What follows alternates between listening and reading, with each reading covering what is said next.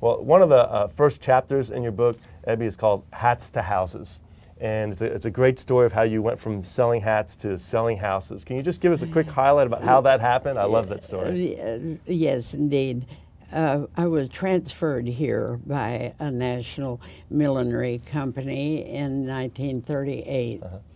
And I stayed with that company at the old W.A. Green store for another 7 years.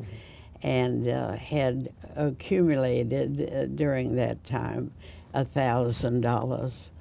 So I knew that I always wanted to be in business for myself. Be an entrepreneur. I wasn't sure at that point how to spell it, but I knew I wanted to be one.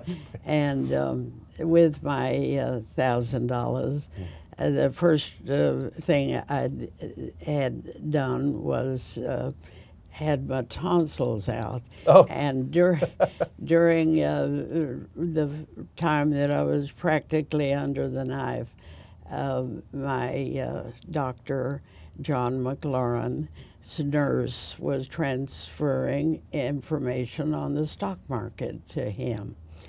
And when I got my voice back, I said, Dr. John, I see you are in the stock market, and I've saved $1,000, and I'd like your advice on how to invest it, because I want to go in business for myself.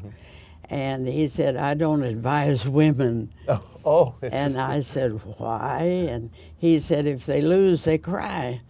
And I said, well, you try me. So he advised cotton futures. And of course, cotton was king in Texas during the 40s. And I leased a small space on one of the old Victorian houses on Fairmont, and opened my own little shop. And took my designer with me and many of my good customers. And one of those customers had married in the meantime to Clint Murkison Sr., who had bought the old Walnut Hill golf course and had developed it into a new type construction called NSIM. And the message that my friend brought to me shortly after I opened my shop was from her husband, that if I could sell her those crazy hats, maybe I could sell his crazy cement houses.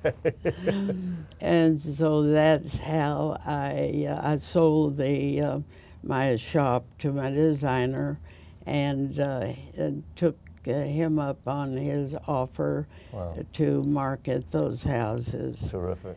And the prices were right, $7,000 for the 2-bedroom and like $9,000 for the 3.